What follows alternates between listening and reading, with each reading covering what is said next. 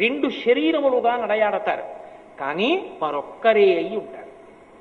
ఈయన మంగళములు ఆవిడితో, ఆవిడ మంగళములు ఈయనతో ముడిపడిపోతాయి. వారు రెండు కాదు. అందుకే కనీసం బాహ్యంలో కూడా దంపతుల మధ్యలో నడవం. ఒకవేళ ఆయనటు ఈవిడిటు నించుంటే బయటికి వెళ్ళవలసి వచ్చిందనుకోండి, అమ్మా అటు వెళ్ళండి అని ఆయన పక్కకి చేర్చి మనం బయటికి వెడతాం. అంటే ఇద్దరూ ఎప్పుడూ అలా కలిసి ఉంటారు. బయటికి శరీరములు విడివడి ఉన్నా మధ్యలోంచి మనం వెళ్ళాం, పక్కకి చేర్చేస్తాం. అంటే అంతగా కలిసి ఉన్నవారు.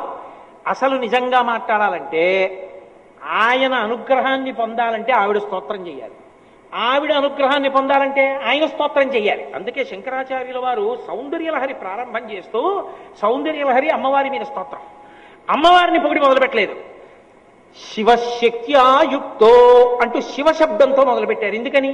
అయ్యవారి పేరెత్తితే అమ్మవారు పొంగిపోయి తన యొక్క స్వరూపం ఏమిటో శంకరాచార్యుల వారి చేత స్తోత్రం చేయిస్తుంది. ఆయన పేరెత్తకుండా ఆవిడ్నే పొగిడారనుకోండి, ధూర్తుడు ఎవర్రా మహాపతివ్రతని ఆయన్ని పొగడకపోతే నేను నా స్వరూపం తెలియజేస్తానా అని ఆమె ప్రకటనం కాదు. అందుకే ఇప్పటికీ పెద్దలు ఒక మాట చెప్తారు, సౌందర్యలహరి బాగా అర్థం కావాలంటే శివానంద లహరి చదివి సౌందర్యలహరి చదవండి అంటారు. ఆమె ఎప్పుడూ పరమశివునికి సంబంధించినటువంటి స్తోత్రములనే వింటూ ఉంటుంది. విపంచాగాయంతి వివిధమపదానం పశుపతే అంటారు శంకరాచార్యుల వారు సౌందర్యలహరిలో. సరస్వతీదేవి వీణ మీద వాయిస్తే అమ్మవారి మీద వైభవాన్ని వాయించదు. పాట పాడుతూ వీణ వాయించేటప్పుడు పరమశివుని యొక్క వైభవాన్ని వర్ణిస్తూ పాట పాడుతుంది. అప్పుట అమ్మవారు పొంగిపోయి మా ఆయన ఇంత గొప్పవాడని ఇలా కళ్ళు అరమోట్పు కన్నులతో ఇలా ముఖం కదుపుతుంది. ఆ వీణానాదం వింటూ ఇలా కదుపుతుంటే ఆవిడ చెవులకు ఉన్నటువంటి ఆభరణములు ఇలా కదులుతుంటే అద్దాల్లాంటి బుగ్గల్లో ప్రతిబింబాలు పడతాయిట. తాంబూలం ఇచ్చిన తర్వాత అమ్మవారికి ఒకసారి ధ్యానంలో అలా చూస్తారు. వీణానాద నిమీలితర్ధనయనే విప్రస్థ చూళింబరే అని అలా చూడగలిగిన వారికి సరస్వతీ కటాక్షం అని. కాబట్టి అమ్మవారి తాంబూల చర్మణం అంత గొప్పది. పతివ్రతగా సువాసినికే అధికారం తాంబూలం వేసుకోవడానికి. అందుకే సభర్తృక అని గుర్తు ఏంటంటే మధ్యాహ్నం తాంబూల చర్మణం చేస్తుంది స్త్రీ.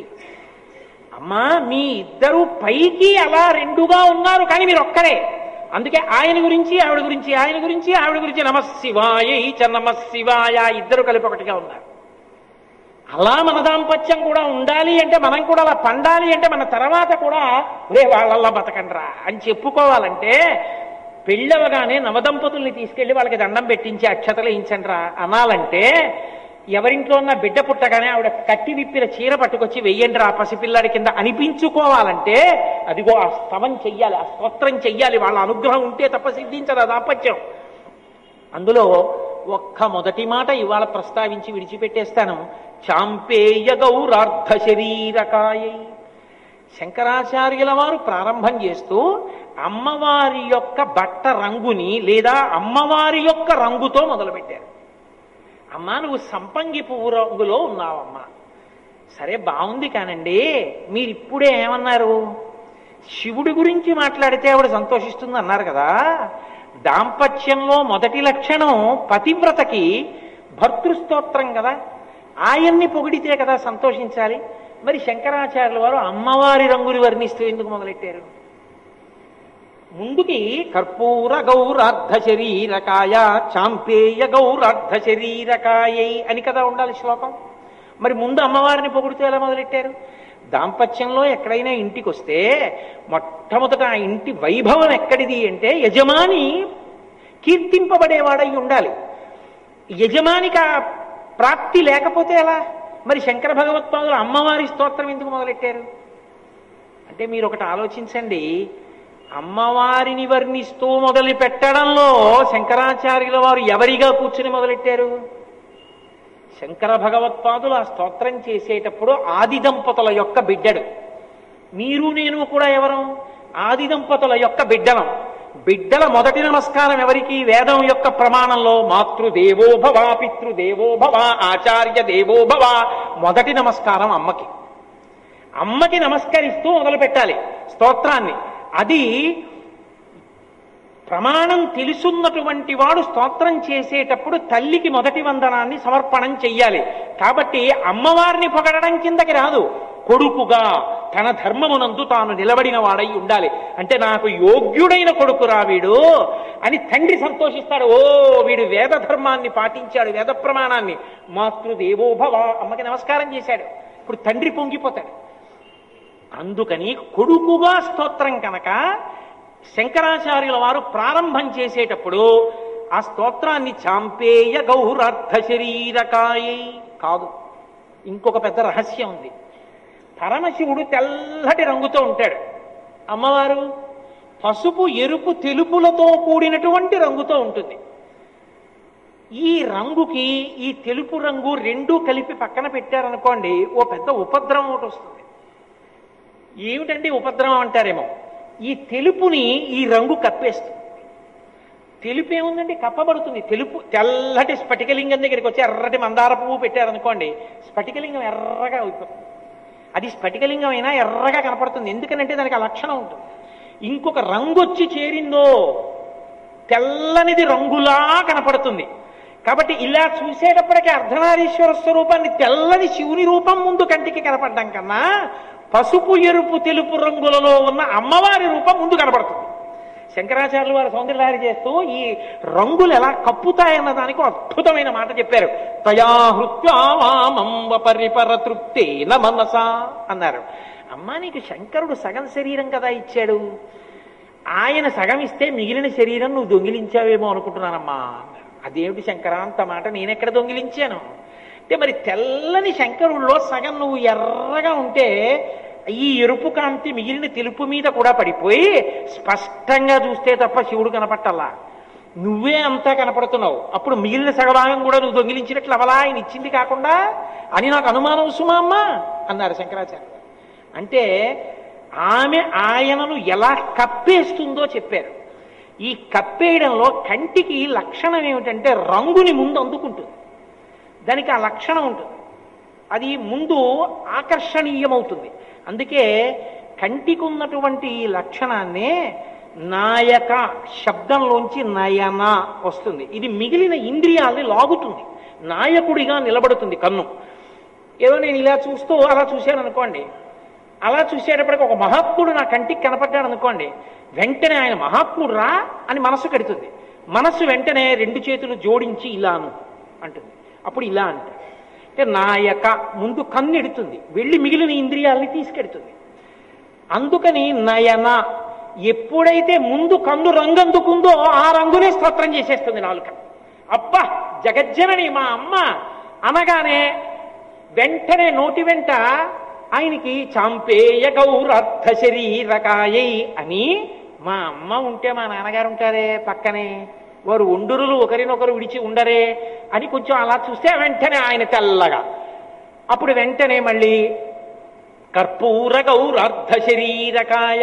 ఇది అనుష్ఠానమునందు ధ్యానంలో చూసినప్పుడు మొట్టమొదట అమ్మవారి రంగు ఎలా కనపడుతుందో చెప్పడం. జగజ్జనని మా అమ్మ అనగానే వెంటనే నోటి వెంట ఆయనకి చాంపేయ గౌరార్థ శరీరకాయై అని, మా అమ్మ ఉంటే మా నాన్నగారు ఉంటారే పక్కనే, వారు ఒండురులు ఒకరినొకరు విడిచి ఉండరే అని కొంచెం అలా చూస్తే వెంటనే ఆయన తెల్లగా. అప్పుడు వెంటనే మళ్ళీ కర్పూర గౌరార్థ శరీరకాయ. ఇది అనుష్ఠానమునందు ధ్యానంలో చూసినప్పుడు మొట్టమొదట అమ్మవారి రంగు ఎలా కనపడుతుందో చెప్పడం కాదు. దాంపత్యపరంగా కీర్తనం చేసినప్పుడు అమ్మవారు అయ్యవారిని ఎంత కప్పిదాచుకుంటుందో చెప్పడం. కామాక్షి అని మనకి కంచిలో అమ్మవారు ఉంటుంది.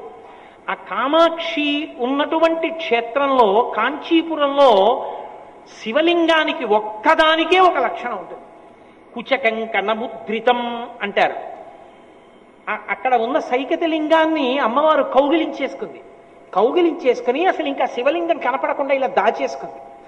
ఎంత గట్టిగా కౌగిలించేసుకుందంటే ఆవిడ కంకణములు, చేతికి ఉన్నటువంటి కంకణములు వెళ్ళి ఇసుకలింగం మీద ముద్రపడిపోయి, ఆవిడ స్తనములకు ఉన్నటువంటి కుచములు వెళ్ళి ముద్రపడిపోయి, అంత గట్టిగా కౌగిలించేసుకుని దాచేసింది శివలింగాన్ని. ఎందుకు దాచేసింది అంటే పరమశివుడే ఆవిడ భక్తిని పరీక్షించడానికి.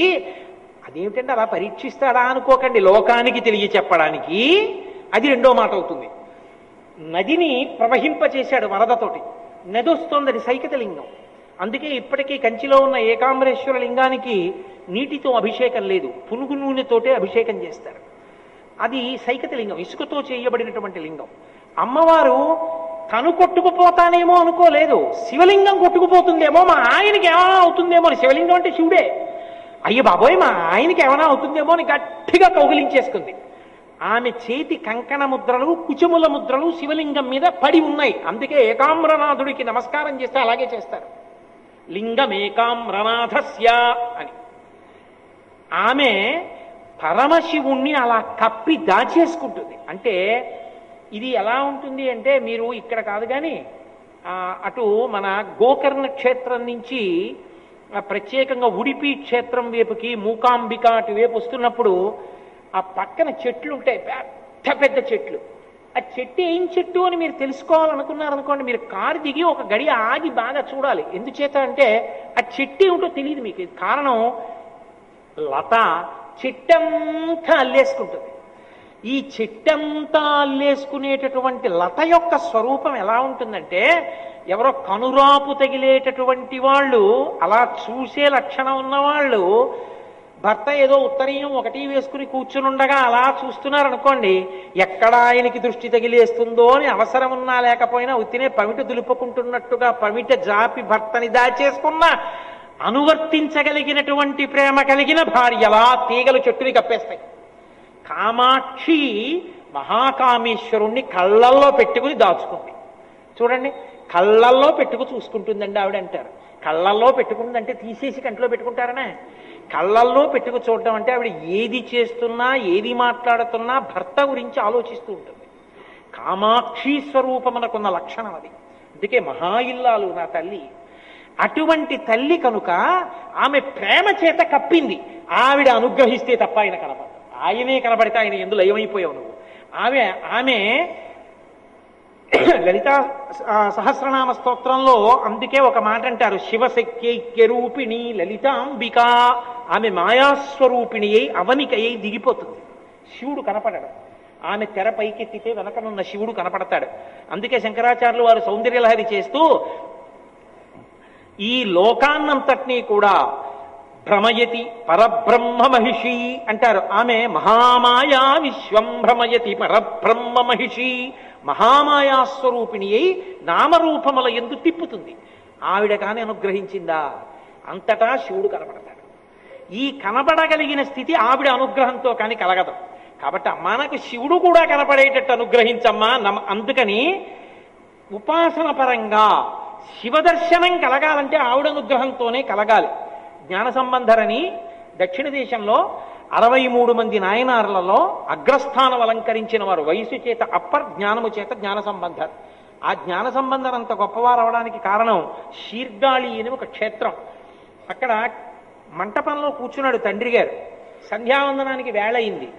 ఆ కోనేట్లో ములిగి ఆయన స్నానం చేసి అర్ఘ్యం ఇవ్వడం కోసమని కొడుకును అక్కడ కూర్చోబెట్టి వెడుతుంటే కొడుకు ఏడిచాడు, నానా నానా నానా అని. వీడు గబగబా మెట్లు దిగి వచ్చేస్తాడేమో, పడిపోతాడని చెప్పి తండ్రి అన్నాడు, ఉరేయ్ భయపడకరా, ఎవరు భయపడినా ఈ లోకంలో రక్షించే తల్లిదండ్రులు యథార్థమునకు వాళ్ళు అని గోడ చూపించాడు. అదిగో చూసావా పార్వతీ పరమేశ్వరులు, నువ్వు నన్ను నాన్న అంటున్నావు, నేను ఆయన్నే నాన్న అంటాను. నీకైనా నాకైనా నిజానికి ఆయనే నాన్న, ఆవిడే అమ్మ. నీకేమైనా భయం వేస్తే గోడ వంక చూసి వాళ్ళని పిలవరా అన్నాడు.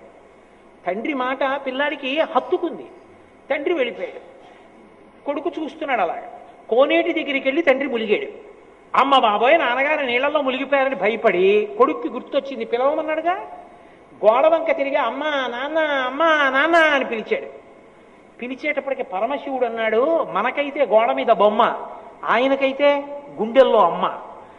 శివుడు అన్నాడు, పిలుస్తున్నా నాన్న అమ్మా నాన్న అని. ఎక్కువ నది వాహనం పెడదాం అన్నాడు. చెంగునెక్కి కూర్చుంది ఆవిడ. గబగబా వచ్చాడు మంటపంలోకి. అక్కడ వదిలేసి నందిని పైకొచ్చి గబగబా ఒళ్ళో కూర్చోబెట్టుకున్నాడు. నాన్న నాన్న నాన్న నాన్న అంటున్నాడు వాడు. ఆయన అన్నాడు, వీడు ఏడుస్తున్నాడు పార్వతి, పిల్లలు ఏడిస్తే ఏం చేస్తారు తల్లులు, పాలిస్తారు, పాలి వాడిని ఓదార్చు అన్నాడు.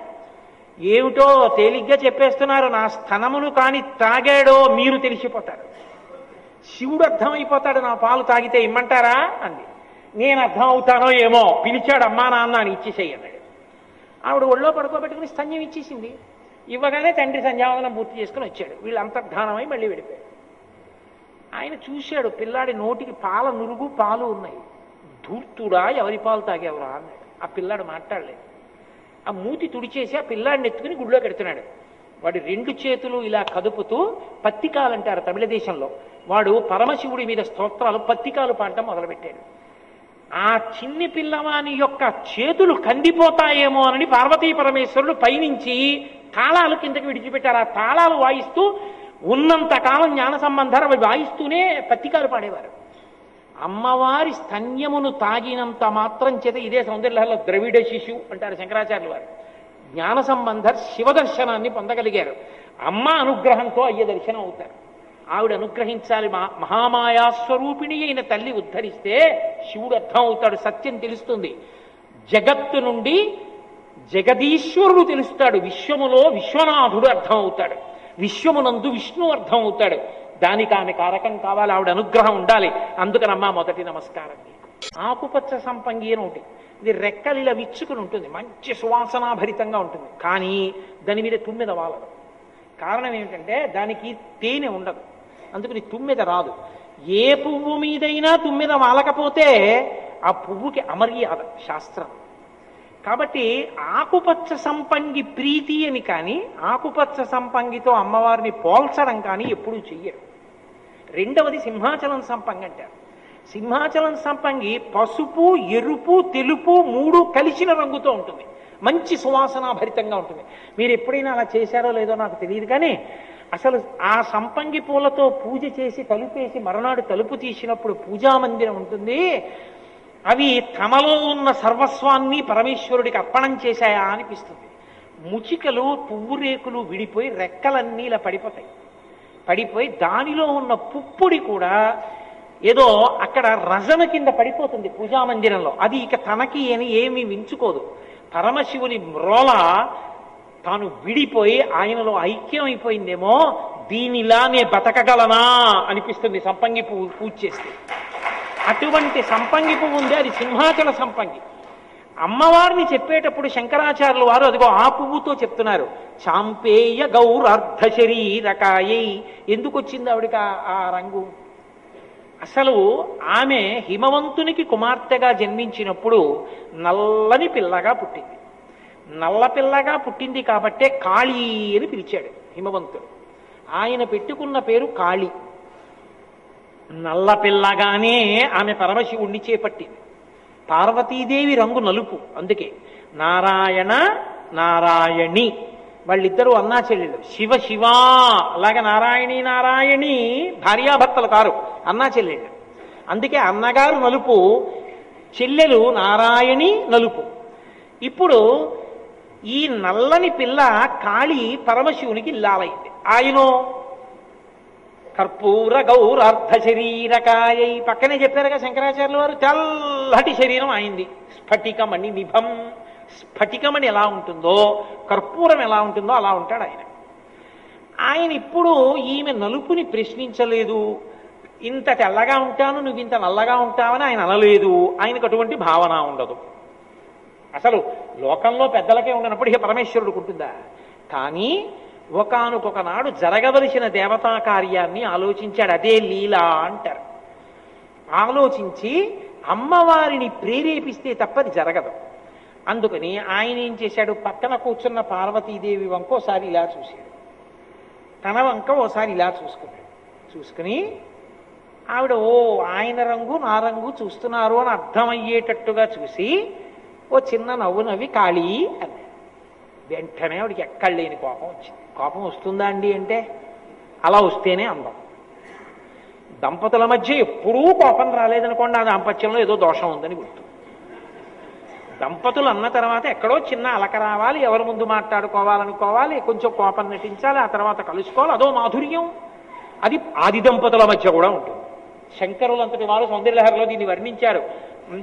మృషాకృత్వా గోత్ర స్ఖలన మధవై లక్ష్య సమితం అన్న శ్లోకంలో. ఇప్పుడు మళ్ళీ ఆ శ్లోకం అన్ని చెప్తే ఎక్కడ అవుతుంది? కాబట్టి వాళ్ళ మధ్య చిన్న అలక అన్నది ఉంటుంది. కానీ మన అలకలు ఎందుకు పనికి వస్తాయంటే ఇదిగో ఇలా గొడవలు పడ్డానికి పనికొస్తాయి. కానీ వాళ్ళ అలకలు ఎందుకు పనికొస్తాయి అంటే లోక కళ్యాణములకు పనికొస్తాయండి. లీలగా అలక వాళ్ళని, అంతేకాని హేయమైన అలక కాదు. కానీ దాంపత్యపరంగా శ్లాఘనీయమని. ఆవిడ వంక చూసి కాళీ అన్నాడు శివుడు. వెంటనే ఆవిడకి అర్థమైంది, ఓహో స్వామి మీరు తెల్లగా ఉంటారు, నేను నల్లగా ఉంటాను అంటే ఒక్క విషయంలో నేను మీకు తగినదానను కానన్న భావన మీ మనసులో ఉందన్నమాట. మీరు బయట పెట్టలేదు ఇన్నాళ్ళు. బయట పెట్టకుండా నా పట్ల మీరు ఎంతో సంతోషంగా ఉన్నట్లుగా నటించిన మహానటుడు మీరు. సంధ్యానృత్యం కాదు, నాతోనే నటించారు ఇన్నాళ్ళు. కాబట్టి నేను కూడా మీ మనసు పొంగిపోయే రంగు పొందుతాను, ఈ నలుపు రంగు వదిలేస్తానండి అని ఆవిడ వెళ్ళి తపస్సు మొదలెట్టింది. తపస్సు మొదలెడితే అయోమయానికి గురైన వాడు ఎవరంటే బ్రహ్మగారు. ఆయన వచ్చాడు. ఎందుకు అయోమయం వచ్చిందంటే ఆయన వచ్చి అన్నాడు, అమ్మా నీ తపస్సు ఎందుకో నాకు అర్థం కాలేదు అన్నాడు. ఆవిడంది, ఏమీ లేదయా, పరమేశ్వరుడు నా వంక చూసి కాళీ అన్నాడు. నా రంగు నలుపని కదూ, నేను ఒక అద్భుతమైన రంగు పొందాలని తపస్సు చేస్తున్న ఆయన మనసు ప్రీతి పొందాలి నా రంగు చూసి. ఇంకెప్పుడూ నన్ను ఆయన కాళీ అని ఆయనకన్నా నేను రంగు తక్కువదాన్నన్న భావన ఆయన మనసులో ఉండకూడదు, అందుకు వచ్చాను. ఆయన అన్నాడు, అంతవరకు బాగానే ఉందనుకో అమ్మా, వాంఛితార్థ ప్రదాయిని, లోకంలో అందరికీ కోరికలు తీర్చేదానివి నువ్వా? నీకెవరు తీర్చాలమ్మా కోరిక? నువ్వు తలుచుకుంటే ఆ నలుపు పోయి నీకు కావలసిన రంగు పొందలేవా? మరి ఎవరి గురించి తపస్సు చేసి ఎవరి అనుగ్రహంతో నువ్వు రంగు మార్చుకోవాలనుకుంటున్నావు? తల్లి నేను ఒక్క మాట చెప్తాను, చెయ్యి అన్నాడు. ఏం చేయమంటావండి? నీకు నలుపు మీద కదు విరక్తి వచ్చింది, ఇప్పుడు నీ నలుపుతనాన్నంతటినీ వదిలిపెట్టు. నీ శరీరంలో ఉన్న నలుపు రంగునంతటినీ కూడా నేను వేరొక శరీరానికి ఇస్తాను. నీలోంచి వచ్చినటువంటి ప్రతిబింబ స్వరూపమైనటువంటి వేరొక శరీరానికి ఆ నలుపు రంగు తొడుగుతాను. ఇప్పుడు ఈ నల్లటి పిల్ల దేనికి పనికి రావాలంటే నువ్వు ఆయన ఇల్లాలివి, కానీ నీలోంచే విడిచిపెట్టబడిన నల్ల రంగుతో కూడుకున్న పిల్ల కన్యక, ఆమెకి ఇంకా పెళ్లి కాలేదు. ఆ కన్యక కాళీ రూపంలో నల్లగా ఉన్న ఆ పిల్ల శుంభ నిశుంభుల్ని చంపాలి. అందుకునమ్మా కన్యక చేతిలో చచ్చిపోతానన్నాడు కాబట్టి ఆ నలుపు రంగు వదిలిపెట్టు అన్నాడు. ఆమె నలుపు రంగు వదిలిపెట్టు.